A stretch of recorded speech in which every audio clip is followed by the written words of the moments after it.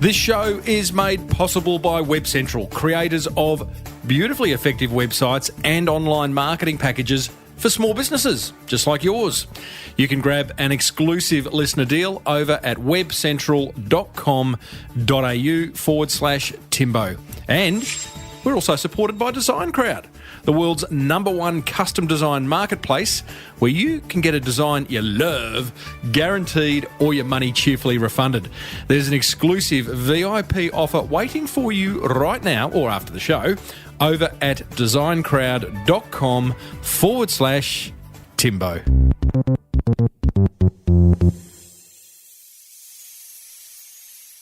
Today's guest, Michael Gerber, author of the eMyth, says the vast majority of small business owners are on a fool's errand.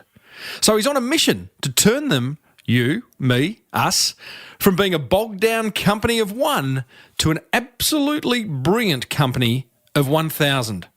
I think you're going to love this. Well, I said, welcome to a small business marketing show where successful small business owners share their souls to take your marketing straight to the lead. Now, here's your host, Mr. Timbo Reid. And welcome back to another episode of Australia's #1 marketing show. I'm your host, Timbo Reid. But you, infinitely more importantly, you're a motivated business owner, ready to crank out some great marketing to build that beautiful business of yours into the empire it deserves to be. And boy, oh boy, if there was ever an episode where you discovered how to do that, this is it.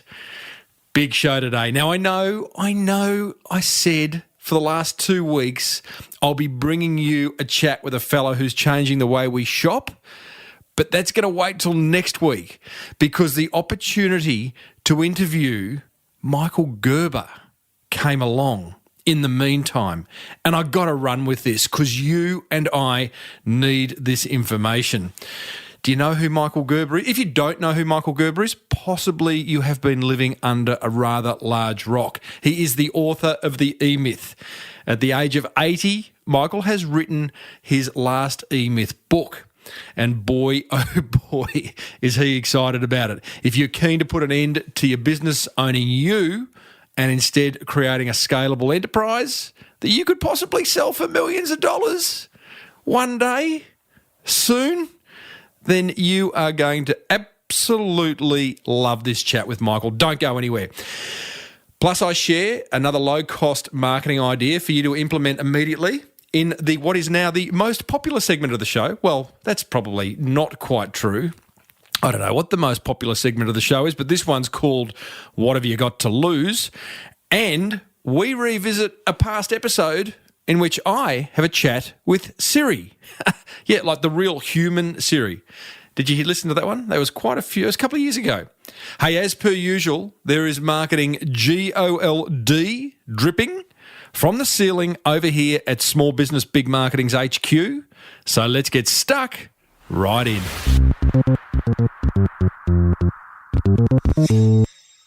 Coming up, I share another easy-to-implement marketing idea in the segment, What Have You Got to Lose? I'll give you a little tip.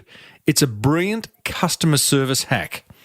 But first, ladies and gentlemen, boys and girls, this would be a good interview for your teenage children to listen to if you've got any. I've got to tell you, allow me to introduce you to a fellow who really doesn't need any introduction.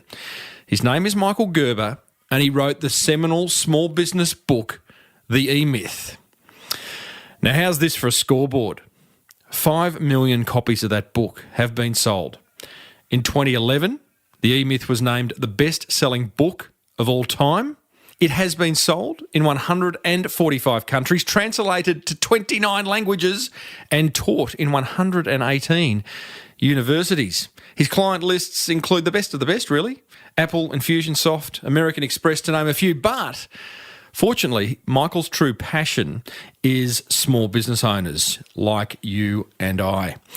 Inc. magazine calls him the world's #1 small business guru. How's that? Now, Michael has a dream to transform the state of small business worldwide, and he's been doing that for 40 years. and now he's about to launch his newest book titled Beyond the eMyth. Let me read you just a couple of lines from it. Under the heading, Great Companies Grow Greatly. He says, great growing companies know how to replicate their success time after time after time. And by doing so, they grow, grow, grow. This book is going to teach you how to do that. This book is going to teach you how to design, build, launch, and grow your company so that it can scale, which means it can replicate its success, which means it possesses the ability to grow like crazy, or as Michael puts it, from a company of one to a company of 1,000. You are going to love this interview. Seriously, if you don't listen to it twice, I'll be very surprised. I started off by asking Michael, what's missing in the way most small businesses are run? That's a great question, Tim. My answer, provocative as it may seem, is just about everything. So, yeah, just about anything and everything that has to be done isn't being done. And if it's being done, it's being done for the wrong reason and being done in the wrong way. And that sounds, as I say, provocative, but it is so true. So I've been in this business world, you might say, of small business for 40 years. It was an afterthought. I didn't start this until I was 41. So you understand, before that, I wasn't even interested in business. Can I just ask you, what were you doing in that first sort of 20 years of your working life?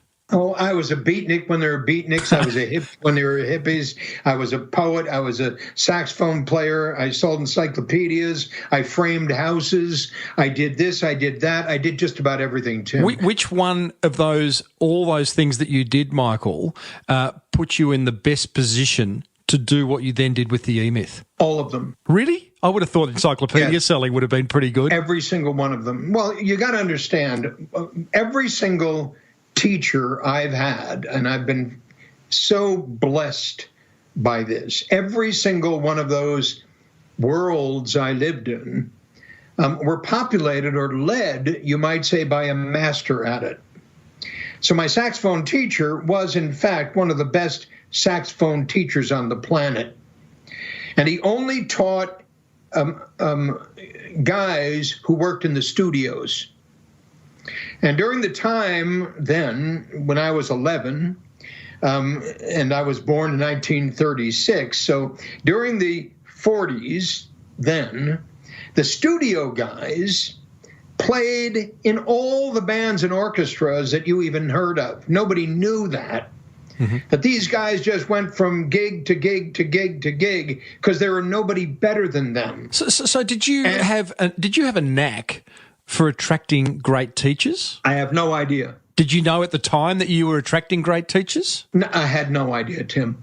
I wasn't attracting anything. I was just a jerk kid who was doing what I was doing. But however it happened, call it serendipity, I had great teachers. So my saxophone teacher was a monster. I mean, he was just brilliant.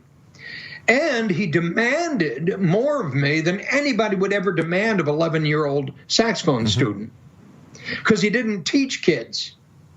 He taught professionals. And he said at the very beginning, because I'd been referred to him by my saxophone teacher in New Jersey, whose name was Al Chesner. This saxophone teacher's name was Merle Johnston. And Al Chesner reffed me in to Merle Johnston, understanding that Merle didn't teach kids. He taught pros. But he sent me up there to meet him. And so Merle said to me, my mother and my father standing there, he said, I only teach people who want to become the best saxophone players on the planet. In order to do that, you got to practice. You got to practice what I tell you to practice. You got to practice how I tell you to practice. And you got to practice how long I tell you to practice. Well, as an 11-year-old guy, that would have been very impressionable. And did you find this happened in then other parts of your life where you were lucky? Maybe people saw something in you that you didn't see in yourself. And I don't know. I'm not going to take credit for it, Tim. So when did, and I'm sure you've told the eMyth story 1,000,000 times, but I am interested to just understand with the fire in the belly. You did all those disparate separate things, all of them not specifically related to then going and writing one of the most famous small business books ever. Can you remember the point where you were sitting somewhere, you were having a conversation, standing somewhere, and you've just felt the fire in the belly to go and write something that's going to change the way people look at their business? It didn't happen that way. Oh, I was hoping for some romantic... No. It didn't happen that way. I'll tell you exactly how it happened. On my way, having completed my episode, learning how to work with my hands. That was essentially what I'm going to stop working with my mouth and start working with my hands. So I went down and pitched and got a gig in a kitchen, and then I got a gig in a development, and then I kept on getting fired as I began to learn how I needed to do this, called framing houses. And then I finally settled in, and I had this great teacher. He was actually a guy who, in his off times, worked in Hollywood. He was an absolute brilliant carpenter. And in the other times, when the Hollywood gig was off, he would go pick up a gig running the framing of a development. And so he got saddled with me. And so I went to school learning how to do that. And I became a pickup man on the track, meaning I would go around and pick up all the mistakes, the framing mistakes on the track, to the point I really understood it. So I was in Southern California. I took my young wife, and we decided we're going to move to Northern California, as far north as we could go, into Mendocino County, where all the dope was. And I'd become a contractor and lived the idyllic life with the horses and the goats and, little 3 acres and what have you. On the way up there, we stopped by at my brother-in-law's house, my sister's house. His name was and is Ace Remus. Great name. Ace owned a small high-tech ad agency in Palo Alto. And one day Ace says to me, I'm there for about a week, Michael, would you come visit one of my clients? He's having difficulty converting leads into sales. Just meet with him, see what happens. So, of course, I said to Ace, I don't know anything about high tech. I don't know anything about business. And he said, no, you know more than you think you do. Just meet with the guy. Let's see what happens. So he takes me to Bob and introduces me to Bob, the owner of this little company. And then Ace says, I'm going to take off for about an hour. You guys get to know each other. So Bob naturally says, so Michael, what do you know about my business? Nothing, Bob. So Michael, what do you know about our product? Less than that, Bob. Well, if you don't know anything about our business, you don't know anything about our product, how can you help me? I haven't a clue, Bob. But Ace thinks I can. You like Ace, I like Ace, and we got an hour to kill. So let's figure it out.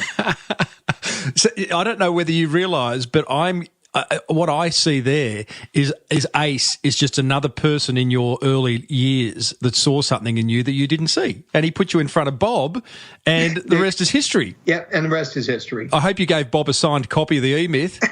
Yeah, Ace and I. In fact, we just saw each other at Disney. Who, Bob or Ace? My brother-in-law was just awarded a Lifetime Achievement Award by the Disney family. Goodness me. Because Marty Sklar, that's his name, was the vice chairman of Disney Imagineering and is the only guy at Disney who actually opened every one of the parks throughout the world. Disney Imagineering created the parks. Marty was in charge of Disney Imagineering. So we went for his celebration at Disney, and Marty was and Ace was there. How fantastic! And I still see Ace. That would have been a long afternoon, I imagine. A few sherries or brandies. It was an extraordinary time. Extraordinary time. At the start of this conversation, you said that when I asked you what's missing in most small business, you said most things. Does that leave you saying the opportunity is huge for someone like you? Does it leave you feeling frustrated or saddened? Oh, no. The opportunity is the biggest opportunity on the planet. The biggest opportunity on the planet is really fixing that problem. And that's why I'm publishing this new book. So that new book talks about the idea. It frames the problem that you raised as being a company of one. What does that mean? Well, a company of one is defined in the book as a company that completely depends upon the owner. If the owner isn't there, the company dies. That is representative of 99% of all small companies. In short, they're owner dependent. The owner builds it around himself or herself, around his personality or her personality, and essentially started the company to create a job for himself. Never thought of it that way. Effectively started the company to become his or her own boss. And they go to work doing it, busy. That's a company of one. I'm saying the transformation will occur when you can take that company of one and transform it into an enterprise of 1,000. And the job for doing that is so clear-cut, Tim. And that's what Beyond the eMyth introduces. Before you go into the system, just exploring that company of one, is it flawed every time? Because you talk about, going from a company of one to a company of 1,000. Two things come to mind. One is, I think some people start a small business, a company of one, yes, because we want to be our own bosses, but because we see there's a freedom in not having to answer to someone else.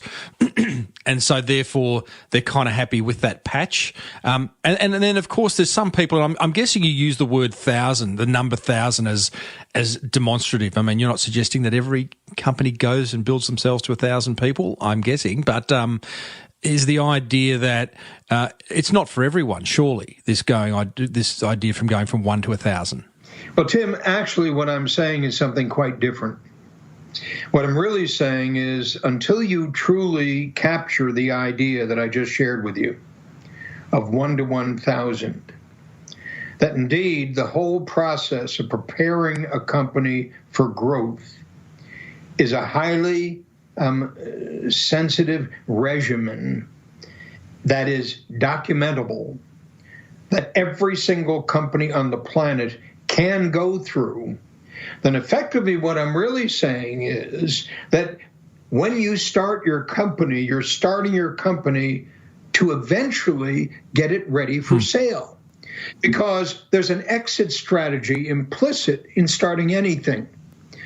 And to the degree one is not privy to, aware of the method through which that will occur, they ultimately are failing to complete the cycle, which is a natural inbred cycle to grow. So I'm saying that it's implicit upon every one of us to grow.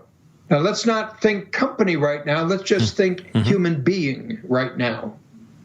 It's implicit upon every one of us to grow, to go beyond where I am, to discover what I haven't discovered, to search and seek out something that I'm not aware of today and ultimately can only become aware of as I open my mind.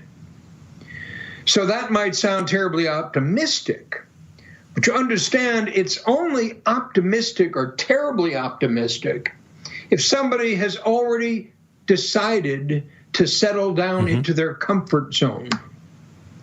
And I'm suggesting, Tim, that comfort zone living is death. I'm saying to live in your comfort zone and to be satisfied with living in your comfort zone means you stopped climbing. But just because I really want this company of one to settle, like to sink in before I get you to talk about what you call the hierarchy of growth. Because what if a company of 1,000 people? I speak to a lot of small business owners on this show, Michael, and one of their greatest gripes is, guess what? People. Company of 1,000 people. The management, Yeah. But understand they got to, Tim, right. You just got to wake them up, Tim. How?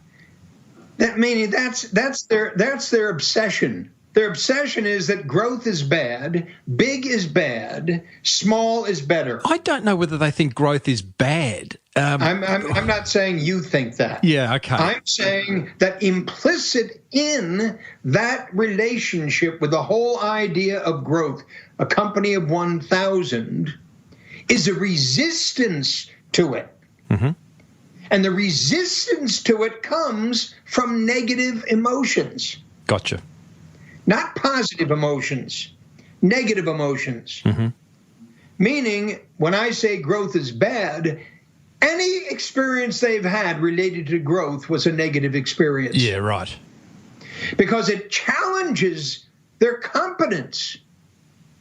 It challenges what they've accepted as true about themselves. It challenges their comfort zone. Hence the phrase growing pains. Well, hence, yes. So when my saxophone teacher says, I only teach people who want to become the best saxophone players in the world, you understand the guy you're talking about, I don't want to do that. I don't want to do that. Sounds like a whole lot of hard work. Yeah, I just want to play the saxophone. Okay, stupid. And go someplace else. Because I'm not interested. But isn't that where a lot of business owners start with, they're good at something. The carpenter is really good at building houses. The guy flipping burgers makes a mean burger. The vet is wonderful at caring for cats and dogs. Tim, that's a true myth. Okay. That the fact that the guy is really great at it. I'm saying bullshit. Cool. Michael Gerber has called bullshit. But why? Yes, I'm not saying he's not good. I'm just saying he's not as good as you make him out to be. Or as he makes himself out to be. That's the mythology. I'm simply saying, well, he does that because he's so great at it. Well, no, he's not so great at it. What's he great at? He's got to be good at something. Well, he probably could be. But of course, you got to go to school. You got to begin to learn something you don't know. You got to even discover to ask the questions that in fact drive you to ask further questions about this extraordinarily complicated thing called my life. Mm-hmm. So I have a saying that goes along with my book, Every Life a Legacy. Mm-hmm. And every life a legacy, every small business a school. Nice. So if that mantra that I'm using, and I use it very frequently, is true, I'm just saying if it's true, then effectively what's lost by not approaching your life that way? What's missing by not approaching your business that way? Okay. So what is missing? Oh, everything. Everything. We're back to question one. So okay. Chip, everything. Think Steve Jobs. Yeah. Everything. What's missing? Everything. I was going to say, what do you mean when you say think Steve Jobs in that context? Well, just think Steve Jobs. Here's a guy who had no business starting a business. He dropped out of college in his first year. He dropped out of a spiritual search to India before he completed it. Mm. He took a job he was completely unprepared for, and he has an idea, enrolls his partner to go start Apple in his father's garage. No experience in business whatsoever, in management and marketing and nothing. And he was not the best technologist around. Mm. So the least likely guy in the world. So what does he do? He sets out on a journey to create the wealthiest company on earth. How do you do that, Steve? I'm guessing he had a dream. I'm guessing he had a dream and a passion for pursuing the impossible that drove him. And I'm suggesting everyone, every single human being can go further than they've gone, can find other than they've found, can produce something they never imagined they were capable of producing, but they've got to be wanting to do that.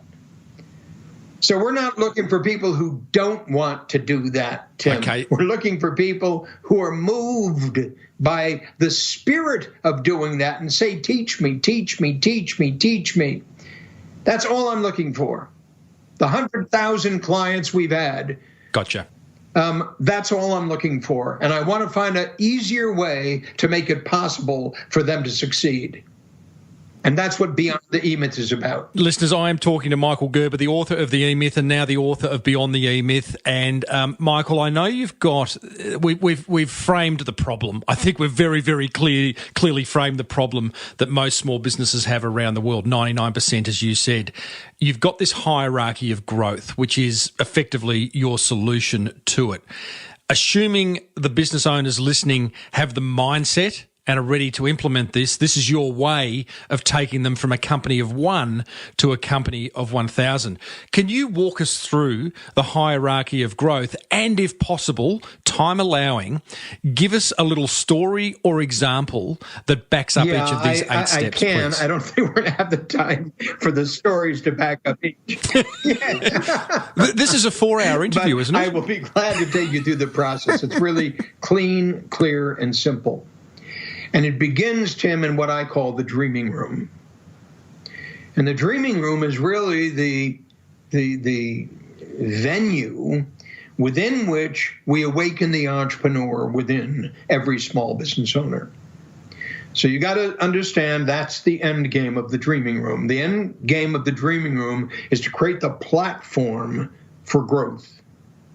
And the platform for growth is in sync with the 4 very clear personalities that live within a true entrepreneur. Now, you got to understand when I say that, I'm saying that live within every human being.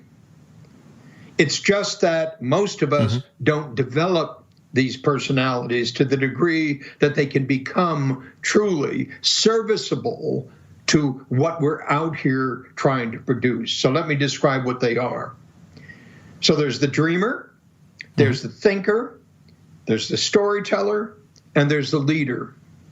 So the dreamer has a dream, the thinker has a vision, the storyteller has a purpose, and the leader has a mission. The dream is the great result. Martin Luther King, I have a dream.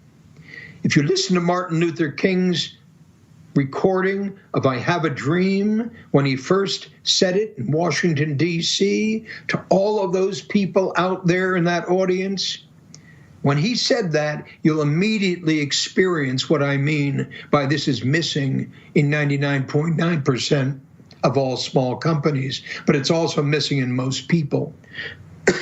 I have a dream. It's the great result. The vision is different than the dream. The vision is the business model that is essential for us to realize or manifest that great result. So in my case, my dream was to transform the state of small business worldwide. My vision was to invent the McDonald's of small business consulting. You get it? Yeah, I do. In order to realize, to transform the state of small business worldwide, I had to invent the McDonald's of small business consulting. That means turnkey, scalable, with kids at minimum wage, not experts at high cost, kids at low cost. I had to be able to deliver something to a small business owner nobody had ever figured out how to deliver yet. I called it the McDonald's of small business consulting, but that wasn't sufficient. The third step is the purpose. So the dreamer has a dream, the thinker has a vision, the storyteller has a purpose. And our purpose in our company years ago was to teach every independent small business how to become as successful as a McDonald's franchisee. Our consumer was an independently owned small business. And that independently owned small business I call a company of one. And I call it a company of one because it was completely and is completely dependent upon the guy who started it and owns it. It's Tim's company. It's Judy's company. It's Jack's company. Jack leaves, Tim leaves, Judy leaves, the company stops working. Why? Because Jack, Judy, and Tim are all the energy behind that small company, and primarily the chief expert in that small company. So that's the third step, the purpose. Michael, can I just pause you there before we get to the fourth step? Can Michael Gerber leave his company? Michael Gerber left his company years ago. Gone. Oh, yeah. Michael Gerber left his company years ago. Michael Gerber always leaves his company. But he doesn't leave his company to leave his company. He leaves his company because he's built the system through which he can replicate what he has the ability to do to produce the result the company was designed to produce, to realize the dream, the vision, and the purpose. The promotion of, I'm thinking out aloud here, so I'm sure you'll pull me up. I feel like I'm talking to my headmaster too, which has taken me back a long time, by the way.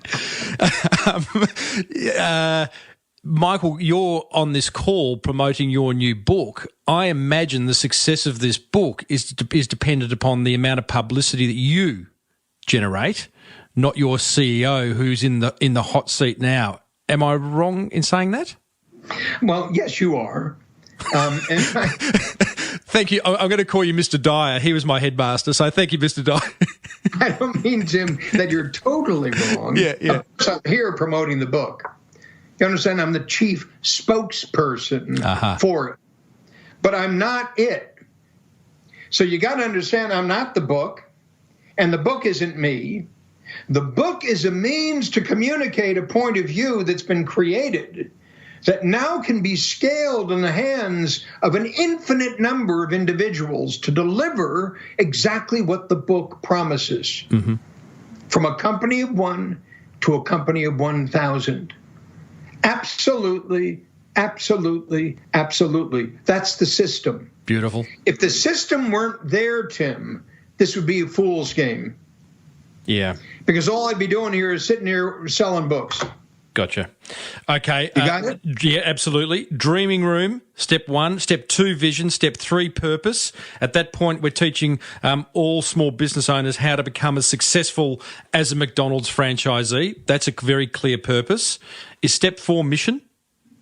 Yes, step 4 is mission. So the first is the dream, the second is the vision, the third is the purpose, and the fourth is the mission. My mission at the Michael Thomas Corporation was to invent the intellectually congruent system that was absolutely critical for us to be able to go out and say to a small business owner, let me show you how it works, let me show you how it works. It works, so you don't have to. A business development system. So I could then recruit, hire, and train relative novice coaches to deliver that turnkey system, which then was called the Michael Thomas Business Development System, to deliver that turnkey system to every single company of one on the planet.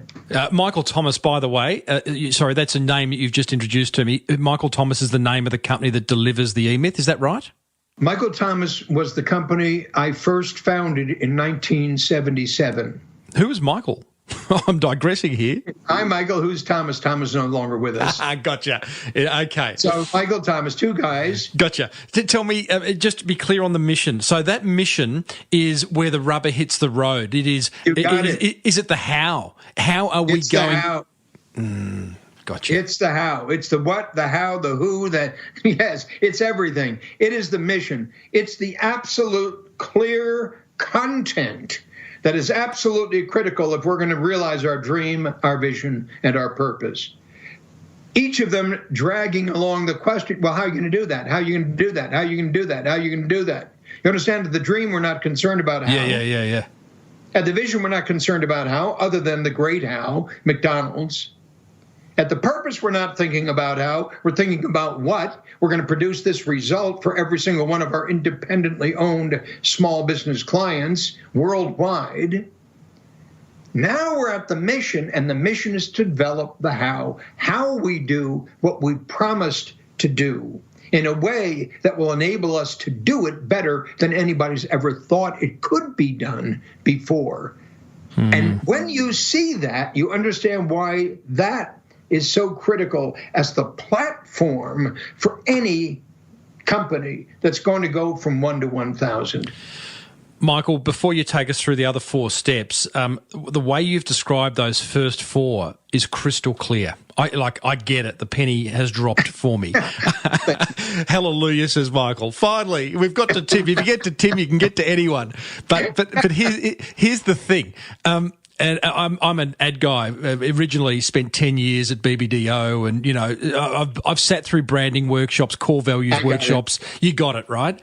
Yeah. And I think I have a bit of a bad taste in my mouth when I hear things like visions and missions and core values. You haven't mentioned core values. I don't blame you. Okay, because you roll up to let's not mention brands, but you roll up to head office, and on the wall at reception is their mission statement. Sorry, I fell asleep then. I'm back. And it's motherhood statements. It's lip service. And my question is, this isn't. I know it's not, but the questions are not, and nor are your answers for your business. But how does the vet or the plumber or whoever's listening to this that goes, I want a company of 1,000, but how do I get such succinct answers to those big questions, those first 4 steps that Michael's posing? Very, very simple. You go into the dreaming room and you come out whole. Now understand, everything's a process, Tim. If we hadn't created a process for all of this, it would just be phantasmagoria. It would just be rhetoric. It would just be empty speak. It would just be more of the same. This is anything but more of the same. As you've experienced, and I know you have, when you talk about small business owners, who speak about the eMyth and speak about Michael Gerber, you know the profound impact it's had on those people. Mm-hmm. Those are the people we're looking for, Tim. Right. We're looking for the people who respond to what I've said from their heart, from their imagination, from their passionate desire to go beyond where they are. If they're not those people, we can't have or make an impact on them. Just can't. What you're saying is you got to go in with the right mindset. You got to walk into that dreaming room, which sounds like a wonderful place, by the way. I'm seeing cotton wool and marshmallows. I don't know why, but you know, blood and guts and fighting and arguing. Right. Yeah. Okay, but you've got to go in with the right mindset. Yep. But understand that if we haven't spoken to that individual and created the right mindset, the grounding for the conversation, then shame on us. Mm-hmm. Yeah. So understand, nobody's sitting out there saying, oh, grow me, grow me, grow me, grow me, grow me. Nobody's doing that. But let me give you a perfect example. You said, give me an example. You're familiar with the company Infusionsoft. I am. Yes. So the boys at Infusionsoft, the founders of Infusionsoft, the executives of Infusionsoft, came to me to participate in a dreaming room. This is about 6.5 years ago. And one of them, Scott Martineau, came to me before it started, and he said, hey, Michael, we know eMyth. We believe eMyth. Systems thinking, man, I'm telling you, it's the greatest book. But what's this dreaming stuff? So Tim, essentially, he's saying, I see it as pillows and muffles and what did you call it? Marshmallows and cotton wool. Yeah, right, all that. He said, we don't need that. We need to figure this out, the operation of what we're doing. And I said, Scott, shut up, go sit down. And when we're done, in 2.5 days, then come up to me and tell me what happened. Well, that's what happened. The rest is history. The rest is history. They say, Clayt, Scott, all the boys at Infusionsoft say 3 things have contributed to the profound impact we've had. Growing from a company when they walked into the dreaming room, very, very, very, very, very small, to a company today doing 100 million plus in revenue, with 35,000 clients worldwide, with close to 1,000 people employed, on its way to becoming $1 billion company. But understand, when I met them, they had no idea that's what they were going to do, nor would they even agree that's what they were going to do. It's lucky you said at the start of that meeting that all you wanted was 20% of the company. Right. You do understand. You do understand that I'm not expecting that in quotes, small business owners, oh, wow, yeah, I want to get to 1,000. Yeah. I'm not suggesting that. Of course they don't. They look at me like I'm crazy. But that's the game. That's the game. You Yeah, understand? okay. That's the game. The game is wake up. Now, I'm not somebody who's selling a bill of goods. I mean, I've worked with the best of the best of the best of the best of the best. I've applied my mindset to millions of small companies around the world in 145 countries. So I'm not just some guy saying whatever. I'm the Peter Drucker of small business. So when I say this to you, you got to understand this is not only possible, it's absolutely probable that if you were to get it, that's all, just if you were to get it, something you've never expected to happen will happen. Oh, Michael, I love that. How's that from a song from the big chair, I call that. That was wonderful. Okay, I'm conscious of time. Step 5 of the hierarchy of growth. Okay, so let's talk about the 4 steps in the process of creating a company of 1 to a company of 1,000. The first step is called the job. Can I just be clear here, because now I'm a simple man, Michael. Is the hierarchy of growth 8 steps, or are there 2 lots of 4 steps? 4 steps. So the first step. Understand, it's 8 steps. It's 8 steps. We just finished 4. Aha. So this is really step 5. This is step 5. Go. Yep, it's called the job. Now, understand, we're going to take our company of 1, and we're going to separate the company into 2 parts. I call them Old Co, capital O-L-D, capital C-O. That's what you do today. And New Co, capital N-E-W, capital C-O, a blank piece of paper and beginner's mind. Nice. We're not going to go to work on Old Co. We're going to go to work on New Co. We're not going to fix broken businesses. We're going to create new ones. So hear me. Now we've got separation. You got it? One part of your attention is on Old Co. Yes. That's where you're making your money. That's where you're making a living. That's all the stuff you're doing. And one part of yourself is focused on New Co. Call New Co the enterprise to become.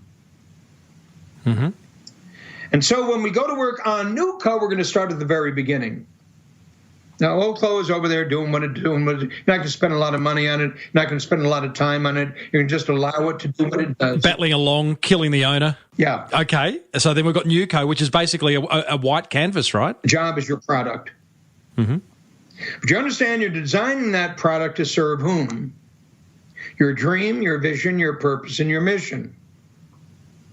So the platform isn't for Old Co. The platform is for New Co. I now have a dream, I now have a vision, I now have a purpose, I now have a mission. Now I'm going to create a client fulfillment system. It's what I'm going to deliver to our most important customer that's going to transform the state of whatever they do in a way they've never expected before. We're going to design, build, launch, and grow our client fulfillment system so that when I'm done, it's turnkey. Nice. You got it? Yep. You got that? Yeah, I have. That's taking it from being a job to a whole new company that is less dependent upon you, the owner, right? Of course. Because until you turnkey it, you can't hand it off to anybody else. So what most often happens in Old Co is they want to fix Old Co, but they don't want to fix Old Co to the point where the owner isn't there anymore. We don't want the owner there anymore. He's getting in the way of him, or he or she's getting in the way of herself. Yeah, he's getting in the way of impossible. Yep.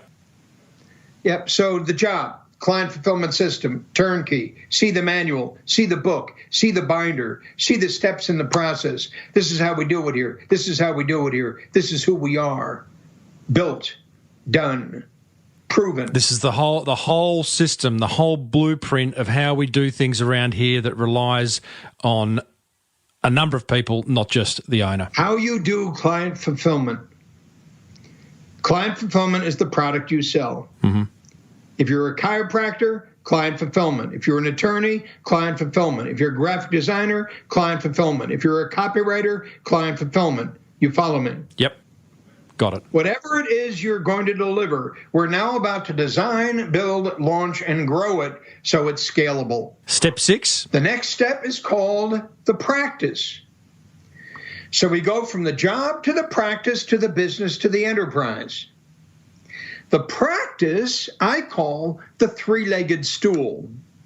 The practice is actually the franchise prototype.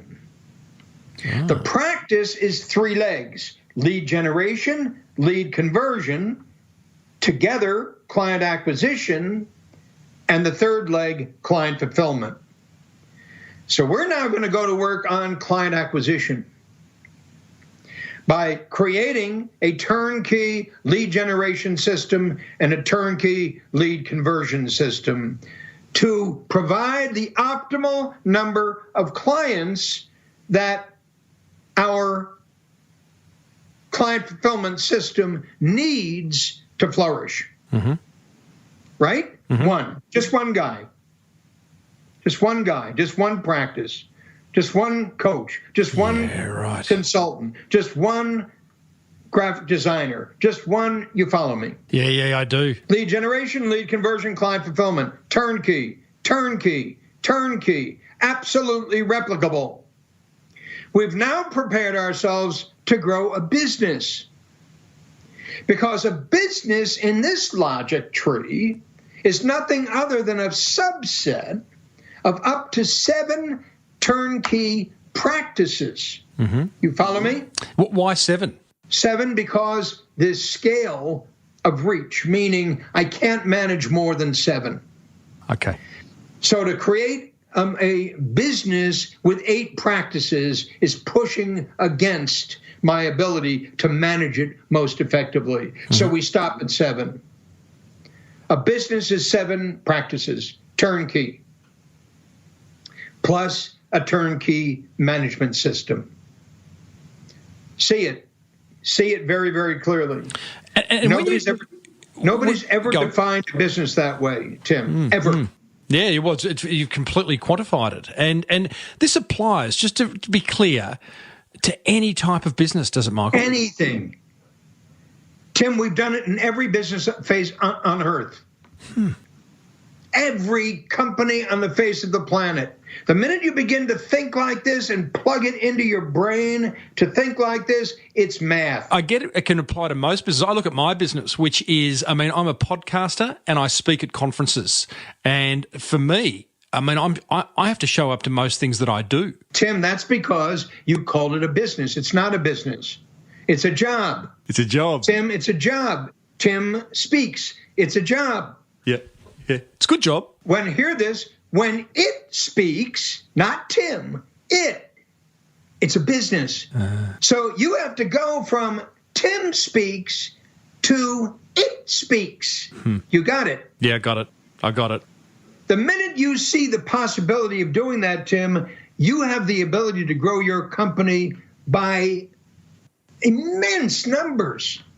Is there a massive hurdle along this process, Michael, where you're dealing with, there's many hurdles, but I imagine a big one is ego, where the business owner goes. Tim, you just called it. I said, yeah, there is a massive obstacle in the way, and it's a guy we're talking to. Yeah.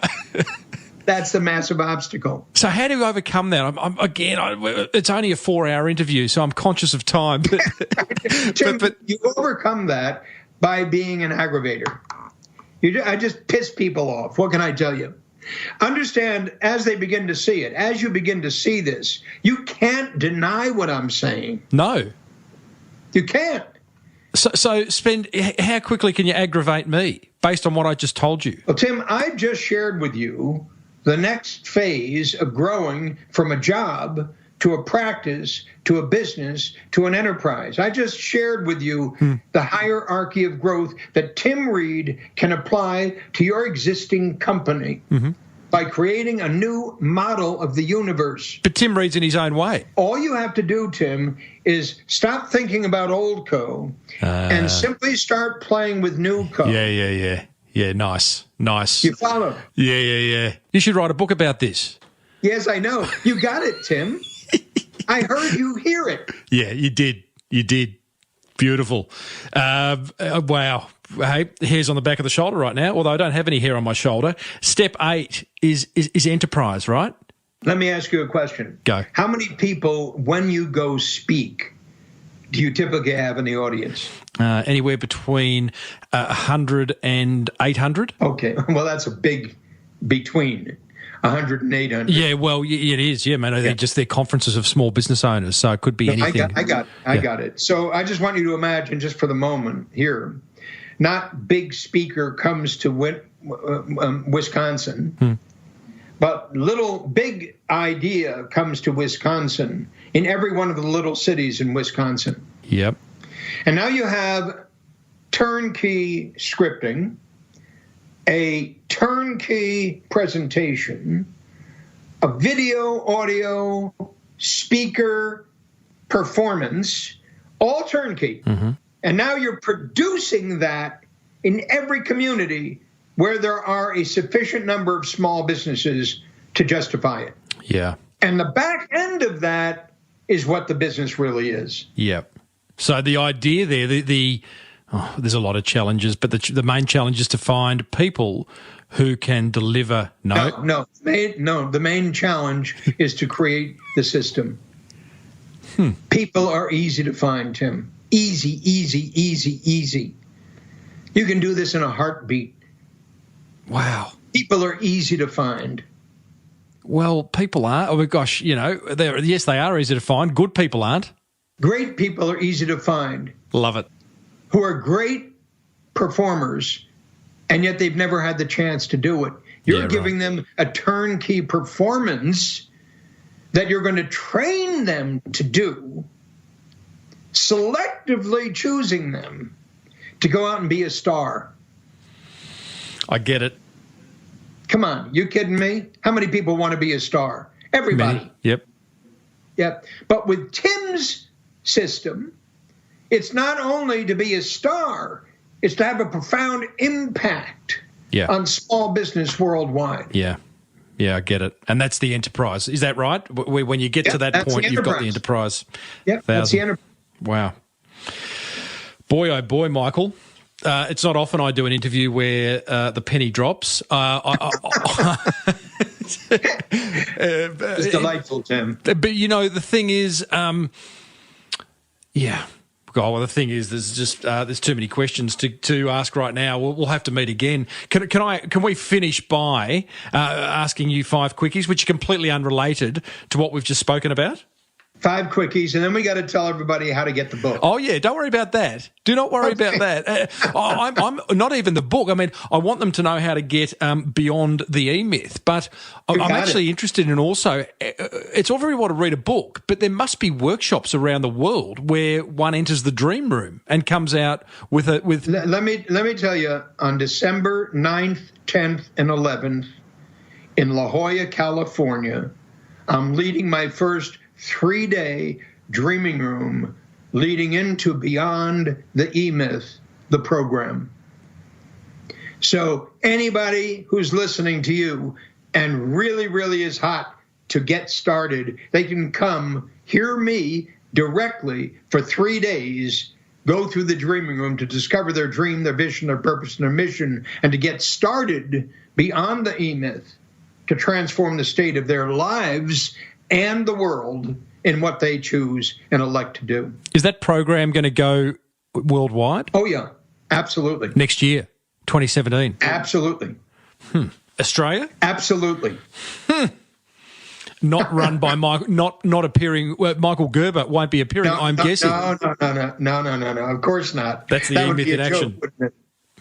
Correct. Michael. So what are your 5 questions? What's the one bad habit you're trying to get rid of? Eating good food. Oh yeah.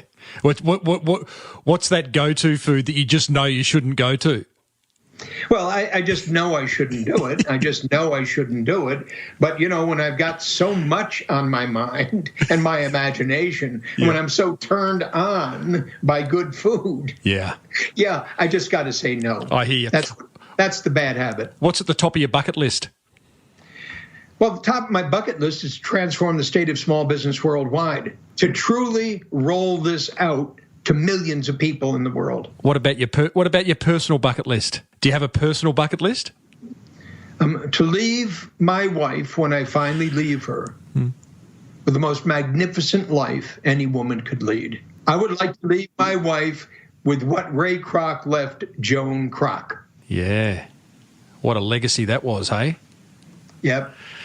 What gives you a real belly laugh? I don't know. You gave me a belly laugh. Yeah, there you go. I get a belly laugh all the time, Tim. I Me mean, things too. are so freaking funny. What can I tell you? I'm with you. You just got to laugh. What's your favourite holiday destination? I don't have destinations. I don't have holidays that I go to celebrate. I've never liked that. I've never really enjoyed travel. Wow. Though I travel all over the world. So unlike most people, I was a guy who went to Indonesia, Bali, Indonesia, spoke in the afternoon, and got in the plane that evening to come home. You are a homebody. Nobody does that. Good on you. Last one is, who's the most famous person? I'm looking forward to this. Who's the most famous person you've ever met? My wife. Oh, Michael, you are a romantic. Is she in the room with you? Luz Delia Gerber. Luz Delia Gerber. That's the one. Oh, that's beautiful. And anybody out there, she's the CEO of our company. She's the most absolutely passionate, magnificent woman I've ever met. And she is so committed to my legacy. And that's where I come to saying every life is a legacy.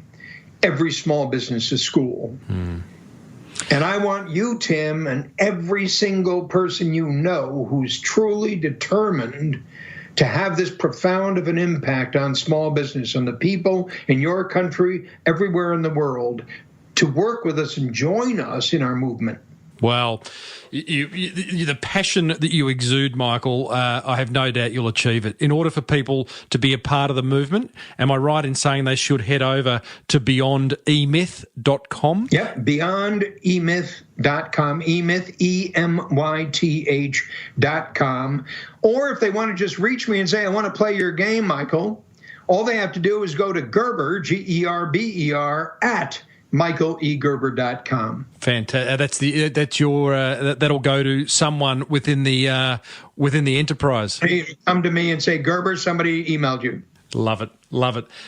Michael, it's been an absolute pleasure. And thank you for doing what you are doing for small businesses around the world. We need it. Oh, thanks, Tim. Thank you very much. I'm looking forward to meeting you.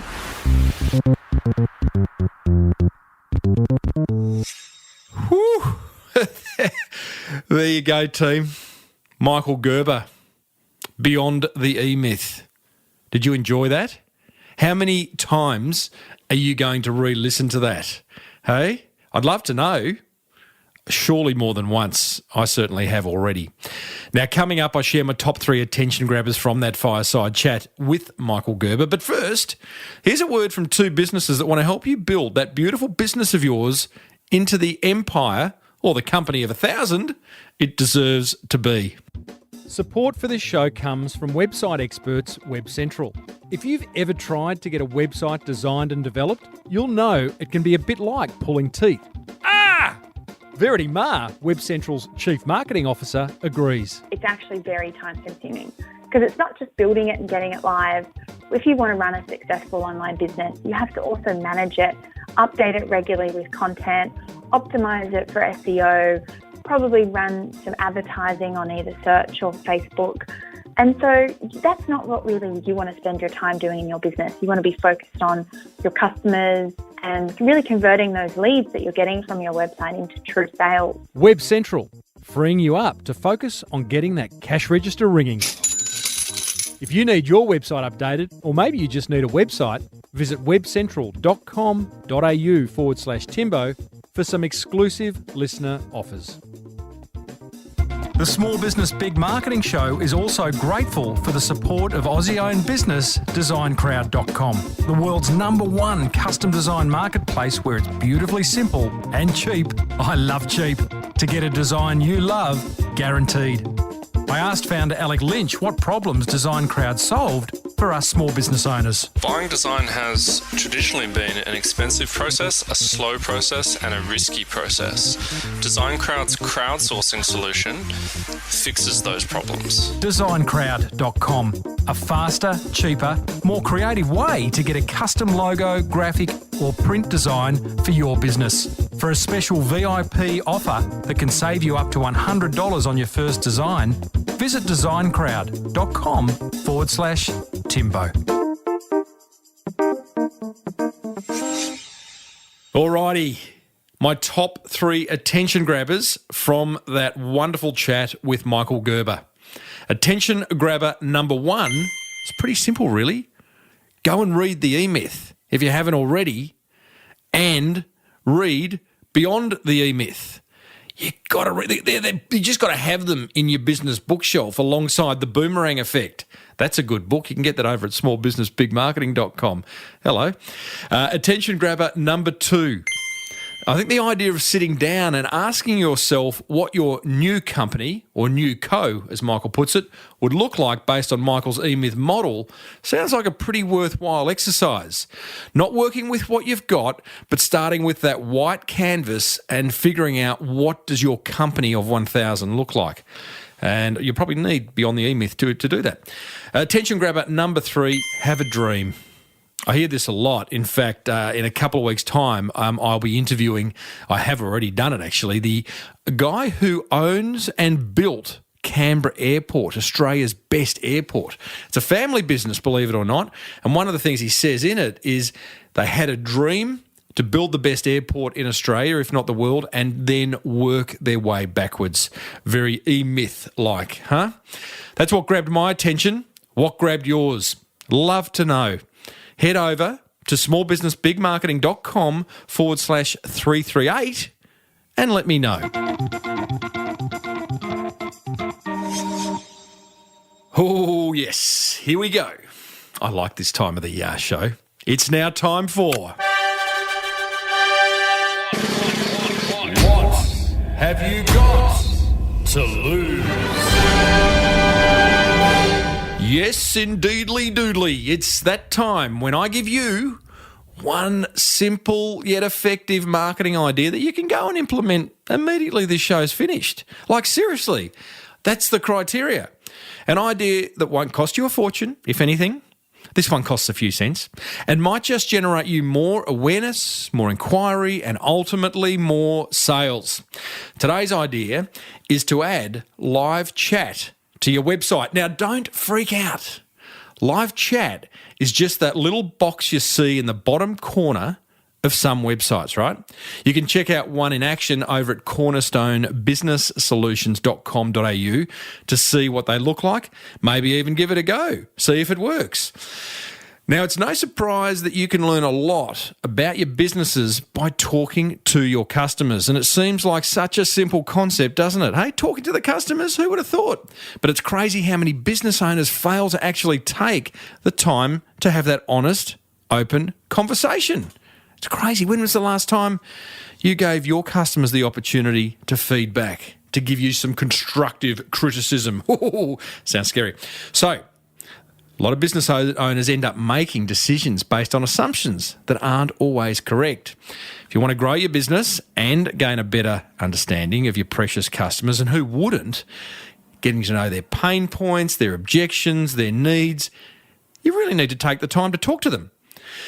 Unless you see your customers in person on a regular basis, I reckon it would be a really good idea to be a little bit more proactive when communicating with them. So putting live chat on your website is a really, really good thing to do. Here's 3 steps in order to do that. Number 1, sign up and familiarise yourself with a live chat tool like Zopim, Zendesk, Freshdesk. There's a heap of them. Many have a free, no obligation trial period, and they're pretty inexpensive when you do sign up for them. I'll put some links in the show notes over at smallbusinessbigmarketing.com/338 for you to try out. Before you go live with it, decide on who on your team is going to be in charge of managing and responding to the live chats, when you're going to make the live chat available to your visitors on your website, because you can turn it on and off depending if someone's at the other end, and what your goals are. You should also, I'd suggest, come up with some clear guidelines that people can follow or refer to when responding to live chats.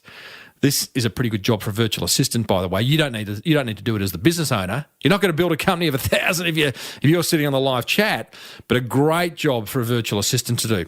Step 3, launch live chat on your website.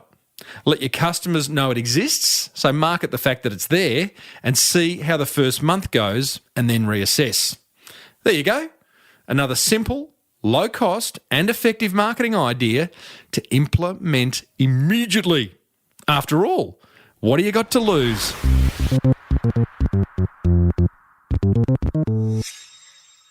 That almost wraps up another episode of the Small Business Big Marketing Show. Now, I promise, unless something amazing comes my way, next week we will sit down and have a chat with the founder of Kent and Lime. A fascinating business, I've got to tell you, that's managed to create a very personalised clothing shopping experience that's done online and over the phone. Very cool little business, multi-million-dollar business, by the way, run out of Australia. Now, a while back, I did chat with Siri. Seriously.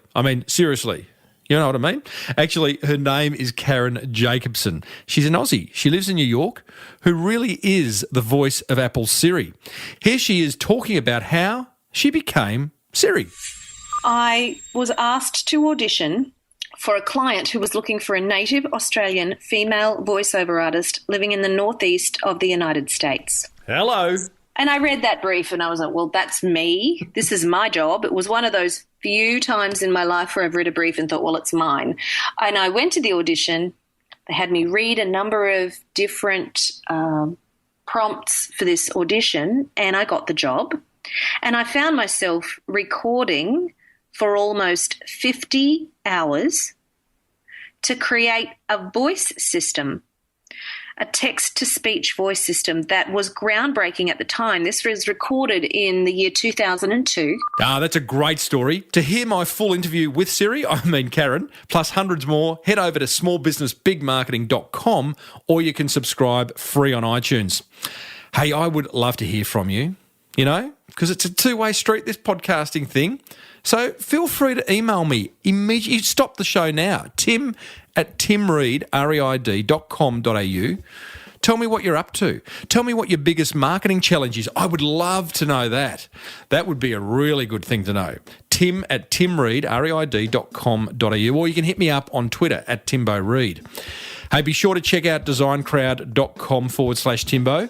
They're an ideal way to get any marketing touch points designed for that beautiful, beautiful business of yours. Plus, there's an exclusive listener offer waiting for you over there where you can save up to $100 on your first brief. And remember, getting a website you love shouldn't be like pulling teeth. So be sure to check out WebCentral's offer over at webcentral.com.au/Timbo if you'd like a custom website built and managed for you. If you love the show, pay it forward. Let someone else know about the Small Business Big Marketing Show. Until next week, I'm Timbo Reid. Always have been, always will be. Thanks for listening to the Small Business Big Marketing Show. May your marketing be the best marketing. Bye for now.